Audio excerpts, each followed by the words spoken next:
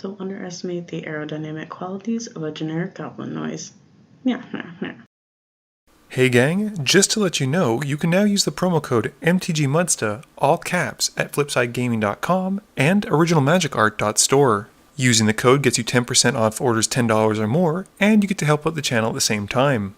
Also, I want to bring to your attention the Kickstarter from Original Magic Art, where they're trying to get some sweet Commander/EDH generals onto playmats. He's directly working with the artists, so you'll be able to help support them, and if you use the affiliate link below, you'll also be able to help support me and get your hands on some of these sweet playmats. So as you may have seen on Twitter, or at the start of this video, or some of my other ones, Original Magic Art is running a Kickstarter campaign to fund some gorgeous playmats featuring a lot of popular commanders. And I just so happened to get my hands on a couple of these playmats early on to demo them out. In today's game, I'm playing my Zedruu deck, keeping Ulamog, a Volcanic Island, Dak Faden, Supreme Verdict, Rhystic Study, Felwar Stone, and Mana Confluence. Armin is playing his Maelstrom Wanderer deck, keeping Sensei's Divining Top, Nature's Lore, Oracle of Moldiah, Kessig Wolfrun, an Island, a Forest, and Solemn Simulacrum. Jason's got his Josu Vess Zombie Tribal deck ready for Halloween, and he's keeping 3 Swamps, Unholy Grotto, Phyrexian Reclamation, Vengeful Dead, and Endless Ranks of the Dead. And lastly, Josh, who is new to the channel and not to be confused with several of the other Joshes I've played with, is playing his Tana and Tymna Bloodpod deck, keeping Mana Confluence, Demonic Tutor, Badlands, Kiki-Jiki, Bloodstained Mire, Fiery Covenant, and Polluted Delta. I win the die roll, and I start us off. I play Volcanic Island, and I pass my turn. Josh plays a Verdant Catacomb, passing. Jason plays a Swamp, and he casts Phyrexian Reclamation. Armin plays a Forest, and he drops his top. I play Mana Confluence, and lose 1 life as I cast Felwar Stone. Josh cracks his Catacombs at the end of my turn, taking 1 and finds a Temple Garden. Josh plays a Badlands as his land for turn, and he casts Demonic Tutor. He passes Jason while searching for a card. Jason plays a Swamp, and passes. Armin plays an Island, and he casts a Nature's Lore. He goes and grabs a Stomping Ground, and he passes turn. I draw for turn, and I cast Dak Faden, taking 1 from the Mana Confluence. I uptick my Planeswalker, drawing 2 and then discarding 2, which has me pitching Omniscience and Ulamog, which are shuffled into my library because of Ulamog's trigger. I then play an Arid Mesa as my land for turn, and I pass, shuffling my library. Josh plays his own Mana Confluence and takes 1 to cast Yisan the Wandering Bard. In response, I crack my Arid Mesa, taking 1, and I go and find a Prairie Stream. Jason plays a Swamp and casts Lord of the Undead. Armin plays a Kessig Wolfrun, and he brings out his Altered Solemn Simulacrum. He grabs a Forest, and he passes to me. I play a Sulphur Falls as my land for turn, and I cast a Talisman of Progress. I then pay 3 to cast my favorite, Rhystic Study, and I uptick Dak, discarding Imprisoned in the Moon and Beseju Who Shelters All. Josh plays a Bloodstained Mire, and then casts a Mox Diamond. He pays the 1 for it, and discards a Polluted Delta. He then cracks the Mire, taking 1, and goes to find a Bayou. Josh then casts Rule of Law, paying the extra 1 for the study tax. Jason plays a Swamp and casts Josu Vess, not paying the 1 and letting me draw. Moving to combat, he swings his Lord of the Undead attack for 2, and he passes to Armin. Armin draws and moves to combat, swinging the Solemn at Dak. He then casts an Oracle of Moldiah in his second main phase, paying the 1 for the study tax. Armin then plays a Mountain, which he has come in tap because he uses it to rearrange the top 3 with his top. He then plays his German Volcanic Island, and he passes turn. I play a tapped Celestial Colonnade, which I say as though I have a choice in the matter, and I uptick Dak, discarding a Hollowed Fountain and a Mistfall Plains. I then drop an Academy Rector, and I pass to Josh. Josh plays a Windswept Heath as his land for turn, and he passes. Jason drops a Swamp, and paying the 1, casts Endless Ranks of the Dead. He then moves to combat, and the menacing Josu Vess takes out Dak Faden. Armin draws for his turn, and he plays a Misty Rainforest Expedition off the top of his library. He activates his top, and with nothing good in 3, he cracks his Misty, taking 1 to go and find Steam Vents, which he has come into play untapped and takes 2 more. Armin then tops again, and he plays his German Taiga off the top. I play a Glacial Fortress as my land for turn, and cast Zedruu as my only spell for the turn. At the end of my turn, Josh activates Yisan, and he goes to find a Serra Ascendant. Josh untaps for his turn, and he moves to combat. He swings the Ascendant in Armin for 6, and gains 6 life when it connects, passing to Jason afterwards. Jason plays a Swamp and remembers he should have gained a zombie from the Endless Ranks of the Dead trigger. He then casts a Vengeful Dead as his spell for turn, and Armin activates his top. Jason doesn't attack, and he passes to Armin, who, at the end of turn, flashes Inventor to bounce Rule of Law, which Josh says he's fine with. With the spell in the stack, I cast Tithe to go and find a Tundra and a Plateau. Josh also responds, activating Yisan to go and find Aethersworn Canoness, and it makes sense why Josh isn't too worried. Armin draws for turn, and he plays a Wasteland, and knowing what's on top, drops a Firelit Thicket as his second land for turn. Armin then pays 7 to cast an Inferno Titan, and deals all 3 damage to Yissen. Armin then passes to me. On my upkeep, I respond to my Zedruu trigger by paying 3 and donating my Talisman, which I tap to help pay for the cost and take 1, to Jason.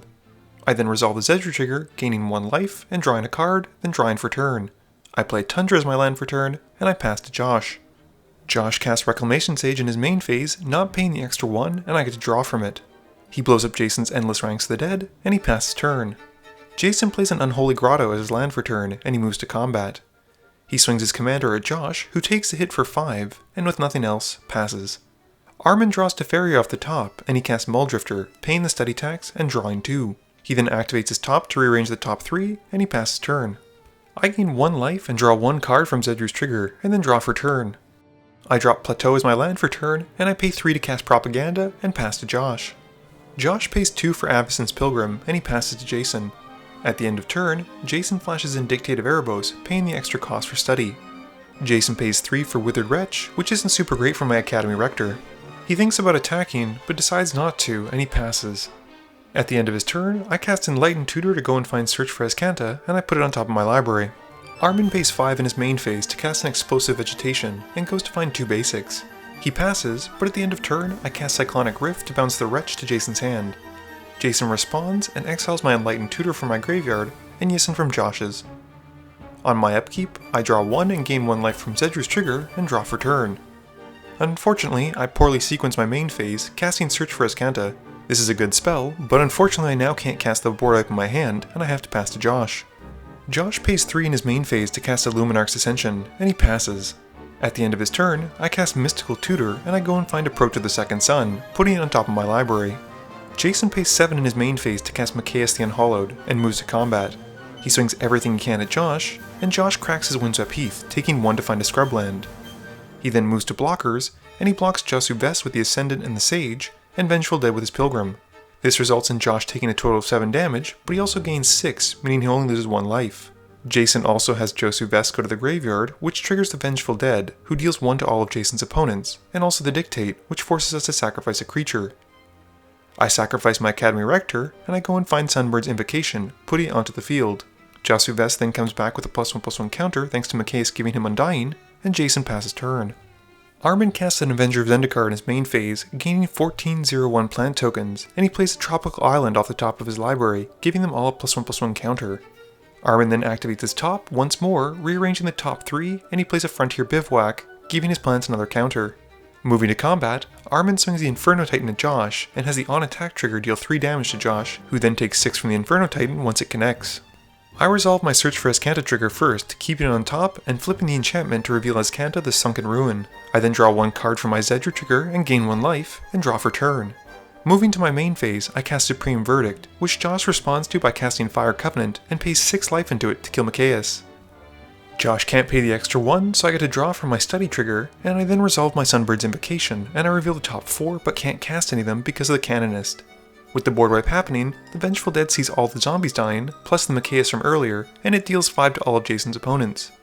I then lose 1 life tapping Mana Confluence to cast Estrid's Invocation, which I think I misplay as I have it come in as a copy of Sunbird's Invocation, but I only look at the top 3. I decide to keep the Topher Orb, and I play a Cascade Bluffs, and I pass to Josh. Josh pays 2 to cast an Imperial Seal, and takes 2 life loss to find a card and put it on top of his library. He then recasts the Rule of Law, paying for the Study tax trigger again, and losing 1 from his Confluence. Jason recasts his Withered Wretch in his main phase, and he passes to Armin, who uses his top at the end of turn. Also, Josh's Ascension gains a counter at the end of turn. Armin plays a Rootbound Crag as his land for turn, and he activates his top. He then casts Maelstrom Wanderer, who cascades twice, but with the Rule of Law out means he can't cast them, so Armin bottoms the 2 spells. Armin then moves to combat, and he hits Josh for 7 with his commander. I don't get any fun upkeep triggers this turn, but I do get to cast an Aura of Silence in my main phase, resolving not 1, but 2 Sunbird Invocation triggers, which I can't even use, #sadness. I then sacrifice the enchantment to destroy Josh's Rule of Law, and I cast Land Equilibrium, which only really hurts Armin. I reveal the top 4, and I resolve a Gambit for the first trigger. I discard Azoria's Signet after finding a card, and I then resolve the second trigger, keeping Solemnity. With nothing else, I pass to Josh, who can't put a counter on his Ascension because of Solemnity. Josh casts the Sire of Insanity as main phase, and I choose not to draw with my study trigger, instead opting to activate my Escanta to look at my top 4. I keep my Sphere of Safety, and before moving to the end step, Jason responds at the end of Josh's second main phase, exiling the Venture Zendikar, my Cyclonic Rift, and Josh's Ether Sworn Canonist. He then casts Call the Weak, paying for the study tax, and he sacrifices the Withered Wretch, which has everyone sacrificed to his Dictate trigger, and with the Sire of Insanity dealt with, Jason moves to his turn. Jason casts Zombie Apocalypse in his main phase, paying the 1 extra to the study tax. All humans get destroyed, and Jason brings back pretty much every creature in his graveyard. He then pays 1 to cast a Crypt Breaker, and I get to draw a card from the study. At the end of Jason's turn, Armin flashes into Fairy. Armin recasts his commander, the Maelstrom Wanderer, in his main phase, and his first cascade hits Animar. His second hit is Sower of Temptation, who sadly doesn't do anything because of Toper Orb. We do make a bit of a misplay, as unfortunately Armin puts a counter on his Animar, which he can't really do because of Solemnity being out. Moving to combat, Armin swings the Wanderer and the Sower at Josh to take him out. I play a Plains in my main phase and don't really know how to deal with Teferi, who's currently shutting off my Sunbird's Invocations. I cast the Soul Ring, resolving the 2 Sunbird triggers and bottoming the top 2 cards. I then cast Mind Over Matter and start to get a bit hopeful after the Sunbirds fail to hit my Temple Bell. This means I can still probably draw into my combo at some point, and I then pass to Jason, who at the end of my turn, taps 3 zombies to lose 1 life and draw a card. He likes it so much, he does it again before starting his turn. Jason draws for his turn and he taps 3 zombies to his Crypt Breaker's ability, losing 1 life and drawing another card. He then casts Ancient Cravings, paying the 1 extra, and draws 3 cards and loses 3 life. Jason then pays 4 to cast a Death Baron, and he passes turn. Responding to Jason's end of turn, Armin decides to cast Beast Within, blowing up my Mind Over Matter. Armin draws for turn and casts a Pathbreaker Ebec in his main phase, and things do not look good for our heroes. He then moves to combat, swinging the Maelstrom Wanderer at me, and everything else at Jason. Armin pays 2 to allow Maelstrom Wanderer attack me, and then activates his Kessig Wolf Run while the Ebec trigger is on the stack. This pumps his Wanderer by +5/+0 and gives it trample, and with the Ebec trigger then resolving, pumps all of his creatures by +12/+12. I realize that even if I block with the Beast token, I still die to commander damage, and we quickly tarry up the amount of damage Jason will take.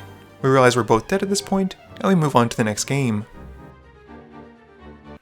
Game review time. So, before anyone says it, I do think that people targeting Josh was justified. He was playing Bloodpod, which is typically a stacks deck, and he seemed to be actively trying to slow the game down until he had a winning board state. Mind you, that's also what my Zedruu deck kinda does, so I was happy to see Rule of Law early on, but it did get annoying later on. When I exiled my Academy Rector, I had a bunch of choices that I could have gone for, and the main ones I thought about were Omniscience, Sunbird's Invocation, and Humility. In the end, I picked Sunbird's Invocation because Omniscience didn't really do much with Rule of Law out, and I didn't really have a grip full of cards. Humility I also felt would have put a huge target on my back, and basically forced Jason and Armin to attack me first and leave Josh unattended. I'm still adjusting to the new build that I made for Zedruu, but I am enjoying it immensely more than the Enduring Ideal one that I had in the past. Armin's Maelstrom Wanderer deck is just as degenerate as it always is. His Teferi was particularly backbreaking against me, as it turned off both of my Sunbird's Invocations. I think it also highlights how strong Pathbreaker Ebec is, and Armin and I both discussed it afterwards and were surprised that it's still a $5 card. I'll agree that it's probably not as good as Craterhoof because it doesn't have haste and it doesn't happen as soon as it enters, but there are a lot of ways to give creatures haste in EDH, so I really don't think that's a huge problem. I think it's safe to say that Jason's favorite tribe is zombies, as I've seen him play 3 or 4 different zombie-based decks. I'm always one to advocate for tribal-based decks, and it was fun to see cute cards like Zombie Apocalypse do a lot of work in this game. Please be sure to tune in every Monday and Thursday at 11 AM Eastern Standard Time for a guaranteed new video. You can also follow me on Twitter at MTGMudsta. You can find me on Facebook at facebook.com/MTGMudsta. And lastly, you can check me out when I stream at twitch.tv/MTGMudsta. This video is brought to you in support by my patrons. If you're looking for a way to help out the channel, please be sure to visit the link below. Thank you all for watching this video, and don't forget, friends are just opponents you haven't eliminated yet.